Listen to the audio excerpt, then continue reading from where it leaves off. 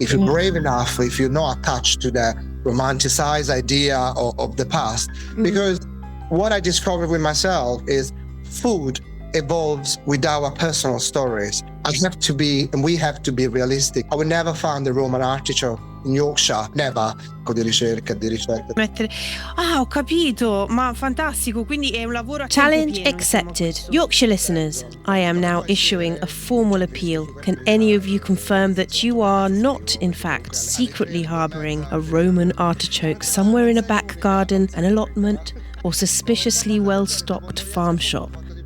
I loved talking to this guest so much because before we even began, we were already chatting in Italian, discussing his vampire tattoos and proving once again that however I begin, the Gothic always seems to creep in eventually. Che vampiro è? Cioè tu qual è il tuo vampiro? Welcome to A Curious Appetite with Dr. Alessandra Pino, a podcast exploring food, culture, memory and identity, and the stories we tell through what we eat.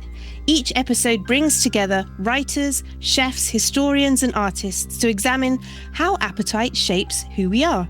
And today, I'm delighted to welcome Emiliano Amore, a Rome-born, Brighton-based chef and writer, author of the online cookbook Britalian on Substack, which explores what happens when identity shifts through food. His work examines the space between pecorino and cheddar, between capers and pickles, between romanticised Italy and misunderstood Britain.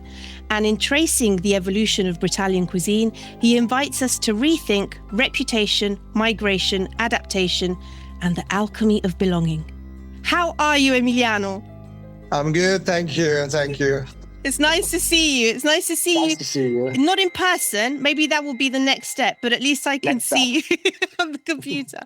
I'm really curious and fascinated by your work. Love to read your writing. Who invented the term Britalian? What does it mean to you beyond the surface blend of kind of two nationalities? I think the term was famously championed by Russell Norman, like the man that was behind Polpo and Bruto. And for him was like this attitude of less is more, an Italian soul executed with English ingredients. So it was that British attitude with Italian food. For me personally, I discovered this after. For me, like Britalian came like we and my friend Lou Taylor, which is an artist. We did that collaboration together, and we did this brooch like with the Italian symbolism.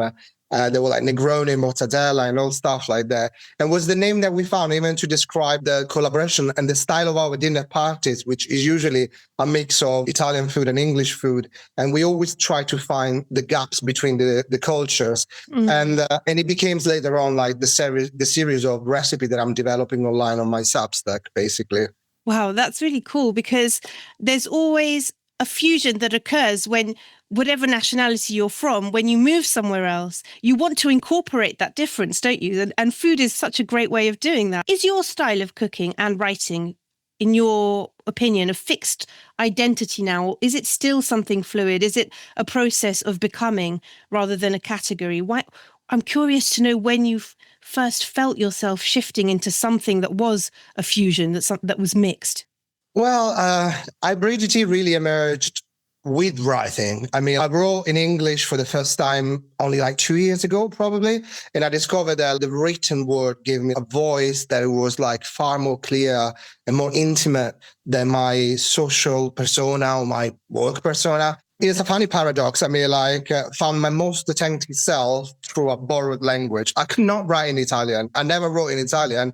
And when I started writing in English, everything came so fluid and yeah, it was fascinating. Like even my husband was like, wow, I didn't know you could write. And I was like, me neither.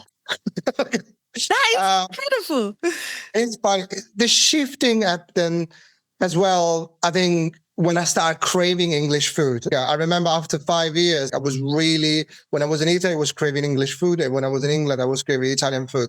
And then this transition turned into something that I can call an evolution. Because I'm in this way where I'm not Italian because I've been here for 15 years, and I'm not English because I've only been here for 15 years. So I think it's more an evolution than a transitional state. I really understand that because I feel like you just can't win. And I've lived in different countries, and every time I felt that being in that different country to maybe England at some time, and I wasn't considered English here, and yet if I was in Italy or in South America, I certainly wasn't considered Italian or South American. And that's still the case. So I always feel like I'm in a position of in between, as they say, kind of on the hyphen of things. And I've just grown up that way. And I think my home is my people, or it's become my food as well. So my table, I always say my home is where my table is. Yes. Oh, I love that. Yeah, that shared space that you can identify yourself in. And on your table, you can put things from different places. So that's perfect. It's been said that you've cooked your way up and you've reshaped your identity as a hybrid Italian Briton. How did cooking become a form of self-invention rather than just simply survival? Cooking is a tool, and writing about it is the starting point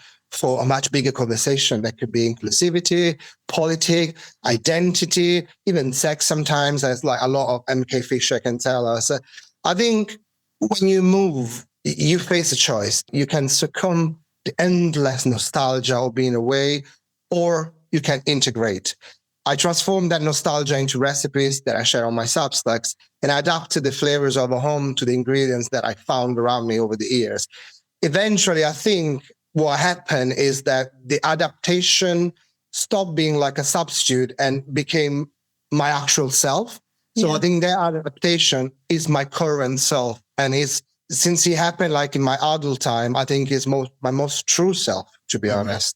Yeah, I feel like we're always changing anyway. And in this situation of fusion or mixed nationalities, we just tend to notice it more because there's more of an outlet for it, if that makes sense. But I think we're all always changing in any case. But it just, different cuisines, I think, offer us an opportunity to express ourselves differently. And both British and Italian cuisines suffer from caricature because you have fish and chips on one side, you've got pizza and pasta on the other. What do these stereotypes obscure? And how has reputation shaped the way that we value certain foods, do you think? Wow, very good question. As an Italian man, I think I've suffered my fair share of caricatures. Yeah. The Marios, the Ginos of the world, it's a shallow pop culture surface, and it's useful to obscure the real depth, I think, of both cultures. If you're having just like a pub chit chat, it's fine. But if you look closer, the nuances of both cultures, I think, are so interesting. I don't see, and I never seen Britain as the land of the Victorian formality, the fish and chips and all of that. I mean, I was never interested in that. I saw and I fell in love with an England that was the Victorian puddings, the avant-garde cuisine, Vivian Best food, X-ray packs, Nigel Slater, the TV series like Fleabag, We Are Lady Parts, God's Own Country, like that, the edgy, beautiful England. And that's the depth, I think, that people miss when they think about the Big Ben, fish and chips and all that stuff. And England, as I'm a Roman, so I have a big love for offal, and England enchanted me with black pudding, sticky kidney pie, liver and bacon, shortbread. I mean, like everything, you name it, that wasn't on the surface of the popular food. That was the England I fell in love with.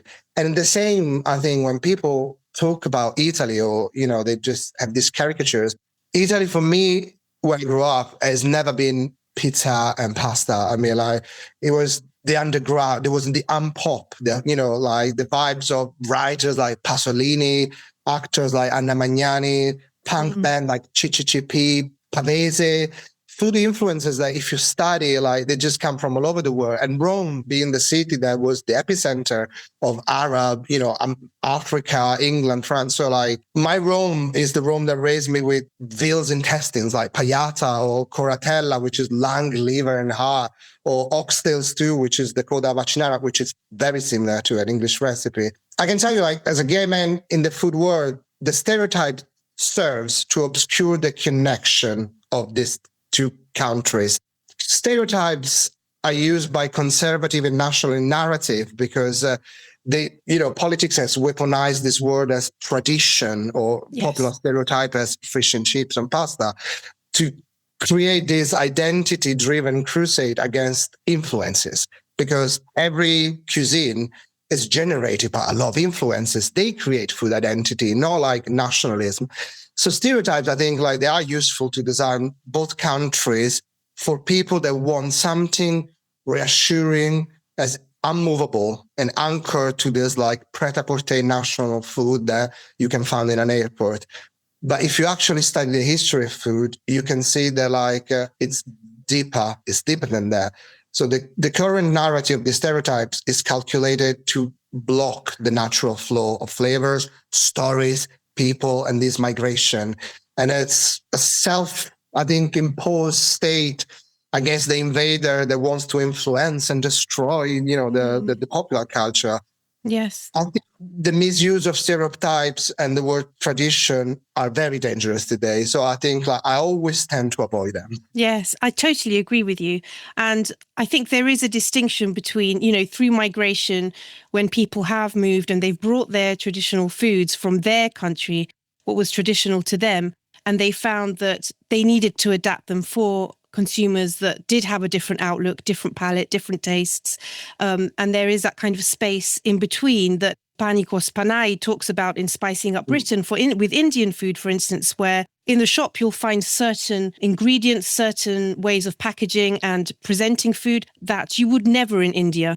And so that is kind of the trade-off as a migrant, that if you want to trade, you would have to present things in a certain way, accommodate for certain tastes. And so you get that version of British curry rather than the real thing, which is the Indian curry. Yeah. And that's something that also is an in-between, and that I think is something that we all live with, and that we just have to take for what it is, together with the real thing, and with all the kind of nuances of that different kind of levels of food and interpretation of food. Because there is a very well-known cookery writer from the 18th century, Hannah Glass, who already had vermicelli in her cookery book, who had already incorporated different types of pasta, macaroni, in her writing, and they were inserted in British cookery books from very, very, very early on.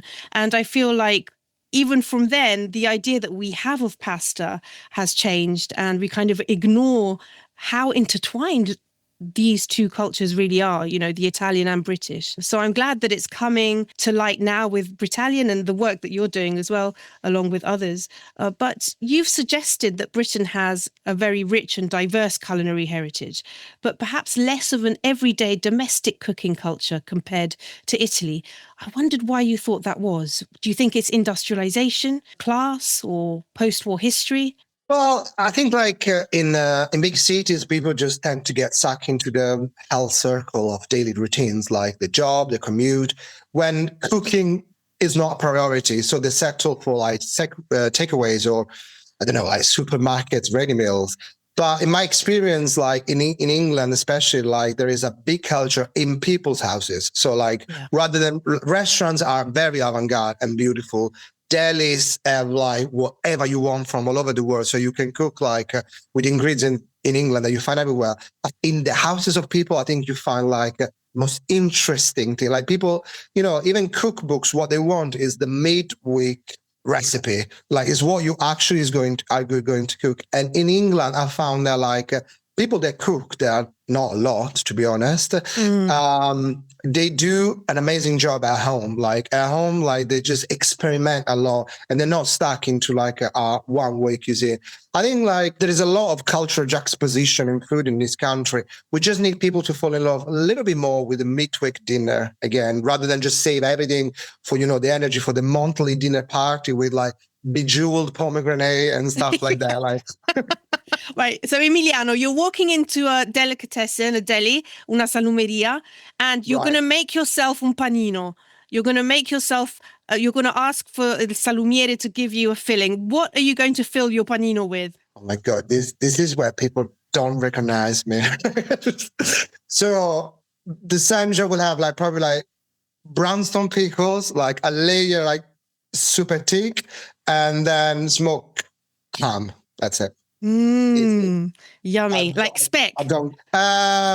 Yes, speck or a normal British smoked ham. Lovely. Oh, sorry. That just was a question that came to me suddenly. I wanted to know.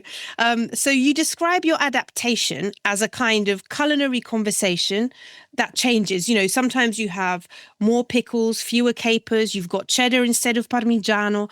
You've got more oats, less breadcrumbs. And I wonder if this at any point felt like you were compromising, like a loss, or did it feel like you were enriching yourself?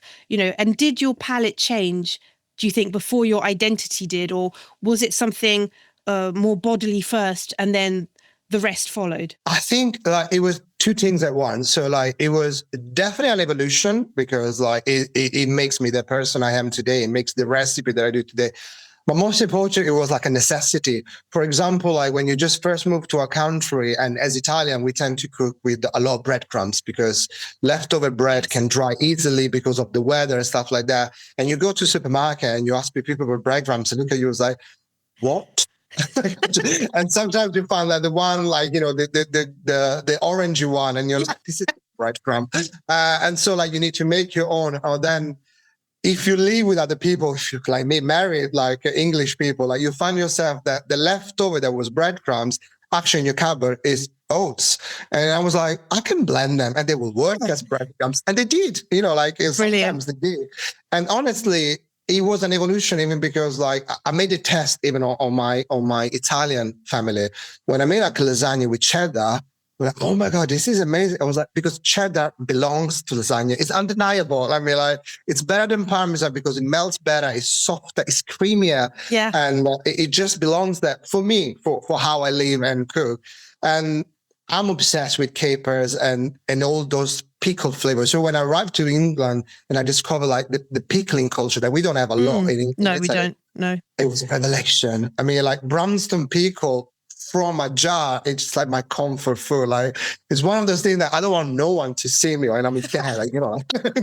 It's a secret. It's a dirty secret. It is a secret, but I always say when they ask me for my comfort food is oatcakes from Staffordshire that my mother-in-law always bring with Branston pickle and cheddar on top melted. Then I eat it by myself in the kitchen when no one's watching. Yum. I have to admit, I have not tried the cheddar with the lasagna, but it's good. It's on my list to try now. It's very good. It's very good. My palate changed because I was curious, and I'm still curious about, I wasn't the type of immigrant that spends their life crying over the quality of Italian tomatoes, grandma's lasagna. I mean, I live here and I always say to my friend, get over me. I mean, we won't find them here. I was more interested in the common ground, I call it the liminal larder. So it is described the space between the two cultures where Branston pickles meet pecorino. It's not a compromise. It's a frontier. It's a new frontier for people like us that live here and they have cravings. For some people, it's a Wild West, but for some people, it's home. It's a frontier for sure. Exactly. I love your comments about the breadcrumbs because that always makes me smile so much because you can get packets of breadcrumbs in the supermarket. But the whole point of breadcrumbs is that you're using the old bread that you don't need anymore. It's not, you wouldn't go out and buy breadcrumbs, especially for something, if you're making something that requires breadcrumbs, you would for sure have some stale bread or bread that's kind of left over that you would use. So the fact that it's packaged as something new and sold is a real change that I think I'm used to now. But yes, it really did kind of jump out at me as well as something quite odd. I wanted to ask you a little bit of an unusual question because sometimes when I think about food as a kind of meal, as a dish, I will attach emotion to it. And I wonder if that's true also for individual ingredients. Do you think that there are ingredients that carry emotional weight? And I'll tell you a story. Once in an airport where in Italy, a man was he was stopped and it was taken away from him. But he was carrying about 10 jars of melanzane sott'olio, aubergine preserved in oil that his mum had made for him. And they would not allow it. Obviously, what was he thinking? I don't know if he'd traveled that much because with the restrictions that there are, it did seem a bit odd. But it seemed quite tender to me that he must have been so emotionally attached to that particular food that he wanted to carry it with him. It was like, okay, I'm carrying a piece of home with me to this new place. Do you feel that that's true for you? Yeah, obviously. I mean, I think there are stages. Like, for example, when I first moved to England, I was living in a household with my friends, and some of them were from Africa, some were English, some were Chinese. And I think like when you, as an immigrant, like that there is a specific time when you have the parcels coming to your door, like the parcels of your mom, because like when you spend more money like to deliver a jam made from your mom and the pasta you can find in any deli here. I feel like around this parcel and this parcel are the emotional weight of ingredients, because Yes. I feel like you want people to think about you. So like just expressing that feeling with buying you something and shipping it and posting it to you so it comes to you. And that's a stage. I think that's the first stage of comfort food. And then evolves because you start finding deli and you find, okay, I can just buy pasta here, same brand. Yes. And then you evolve again. You say, oh, actually I can find very good. They're going to take away my passport as I say that, but I can find like amazing pasta in Sainsbury by Sainsbury brand. And you're like, okay, I don't have to spend like £700 on parcels to come here. And, but things I think that are manufactured in your house, like your mom's jam, your grandma, aubergine and oil, they carry an emotional weight, yes, which is a nostalgic weight on the first stage. And if you integrate yourself, I think you realize that like ingredients are just tools. Recipe are what carry the emotional weight. Recipe are the opera, and ingredients are just the actors of it. So you can and you have to change them if you're brave enough, if you're not attached to the romanticized idea of the past. Because what I discovered with myself is food evolves with our personal stories. I mean, like, I have to be, and we have to be realistic. Like, I would never find the Roman artichoke in Yorkshire. I mean, like, never.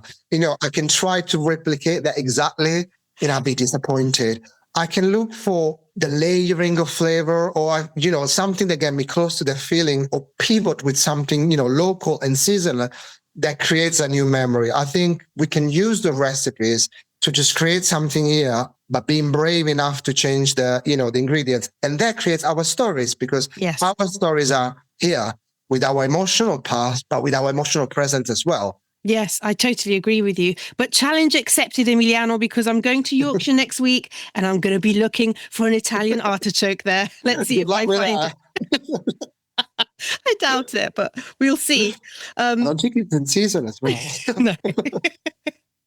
But when we compare fish and chips with bacala fritto, with fried stockfish, or trifle with tiramisu, do you think we are looking at distant relatives of some sort, or do you think they are completely different culinary philosophies? I don't know. I think like if it's fish and chips or bacala fritto, which are pretty much the same thing, or trifle tiramisu, which are very similar. But once again, as we say, this just changed the ingredients, because, you want something at the bottom that is a sponge and not the pavesini. Yeah. And they are distant relatives. They have the same, I think, core message.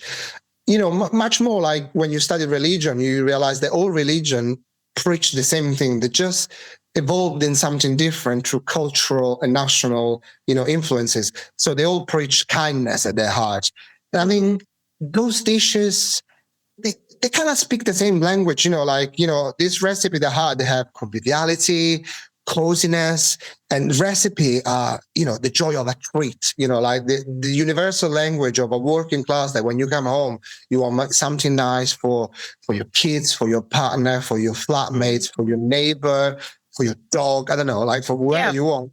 And I think that it's like what is the core. Like, we are relatives, we are similar, we just differ in ingredients, but the core message is exactly the same. It's the same feeling, yes. And in your research for Britalian, I just wonder, did you trace the crossover between British and Italian cooking further back? And we've talked about Hannah Glass, but I wonder if you had incorporated 18th century writers like her, or events like the Grand Tour, or earlier migration waves. Do you think Britalian is actually centuries old? It is fascinating. I mean, it is one of the most fascinating questions. And because if you think Britalian is a modern movement, it isn't. I mean, the DNA has been simmering in these two kitchens and countries for centuries. You mentioned before, now, like Anna Glass, like it was 18th century. Now, she actually didn't go to the Grand Tour, but she just captured the spirit of it. She has, I remember, it's very controversial. She had this fiery disdain for what she called the French boobies and the French expensive sauces and all of that. And then she saw this Britalian spider. She was very open to Italian influences. For her, Italian food felt more authentic, less performative, than the French one. She was, as you say, the one that took vermicelli, and then she told to the readers to make it at home with the twist, saying because it was better than the dry stuff that was coming from abroad. She always had an opinion about it. And funny enough, I don't know if you know that, during the era, there were the macaronis. The macaronis that before this awful cheese bake, forgive me, there was a slur for young British dandies that were coming back from the Grand Tour, and they came back with these giant wigs and tight waistcoats, and they're obsessed completely with Italian pasta. That's why the name of macaroni. So, and obviously that was in my queer studies, because they were the first queer representation of opening the burger. Britalian is centuries old. Yes, obviously, and it is a love affair that we have between the British pragmatist that wants, the Italian fiery soul and other way around. So hopefully in the modern time, we have less nationalism, less cultural sloth. Yes. But I think it's always about taking the best of the two continents and make it work for us if we're in Italy or if we're in England. I'm curious to know, Emiliano, because this podcast is called A Curious Appetite, so I'm always so curious. What food do you feel the strongest nostalgia for from your childhood? It has to be the classic answer. Is the ravioli with ricotta and spinach that my grandma used to make. It holds the best memory of my life. Obviously, when I was young, I remember them being giant, they could fill up a plate, but actually they were smaller. But they are the best thing I remember, the most nostalgic thing I ever think about. And she would make the pasta, obviously, and then the filling and everything. Yes. Oh, wow. Yeah. I love how you just said that it was so big, probably because you were a child, you saw them as being so big that it were probably normal size, but they felt big because it was... Oh my God, they felt huge because, for a kid, I was 3 years old. It took me a lot to, 5-6 bites to eat one of them. Now I just toss them like that. But I remember that time they felt big. That's why, at some point in my life, I tried to recreate them as big as. Obviously, it didn't work. But it was memories change. I think when you're younger to when you're old. Yeah, absolutely, and you probably cook for others every day. So, what is a dish that you love having someone else cook for you? Well, there are two English obsession that everybody's aware of with me. And one is biscuits, because my mom I always have to sit down and have a cup of tea with biscuits. But the other one is haggis. You like haggis? Yeah. Really? Yes. When do you I've seen there's breakfast haggis and there's different types of dishes that incorporate haggis. Do you have a favorite? Yeah, more haggis as ingredient rather than from breakfast. For example, mash with haggis and peppercorn sauce is my dream dinner.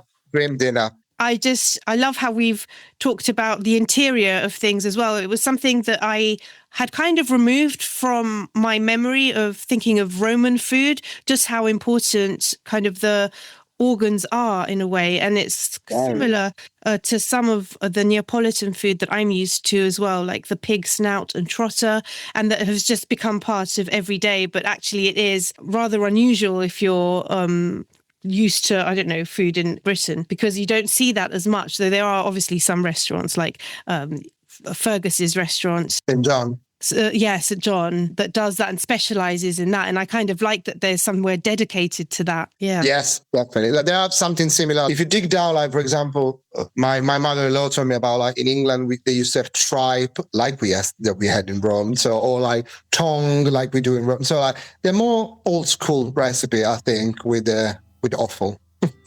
Emiliano, thank you so much for coming to speak with me and spending this time with me. It's been brilliant. Thank you. Thank you very much for having me. Thank you for listening. This has been A Curious Appetite with Dr. Alessandra Pino. If you enjoyed this episode, I'd love it if you could rate, review, and subscribe wherever you get your podcasts. It really helps others find the show. If you have thoughts or questions or stories of your own, you can email me at acuriousappetite@gmail.com. And for more essays, behind-the-scenes notes, and a few extra dark morsels, you can subscribe to my Substack at A Curious Appetite, Dr. Alessandra Pino. Until next time, stay curious.